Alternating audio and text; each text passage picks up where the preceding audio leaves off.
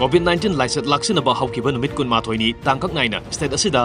day and night curfew थमलखरबा मतुंग total curfew थमलखिबा अदु लौथोकले हाइना मणिपुर लेंगाकना लौथोखरे कर्फ्यू मखा ताना थमदनबगी वारेब असि ngasi numidang Chief Minister N Birena mayai tangba loduna Chief Minister Secretariat pangthokiba cabinet mifamna lasit asigi state asida oiriba phibam kupna khanarba matungda lawkibani mifam aduna handak state asida central government gi haksel gi akhanaba tim ama lakduna lasit asigi phibam yengsilamkhiba adubusu thagatpa phongdokhi adumoinamak state asidagi curfew lawthoklabasu central government ki pauktak matungina makhatana micro containment zone sing semgatuna lasit asi laksinaba thabak paikhanaba warep lawki masigi mathakta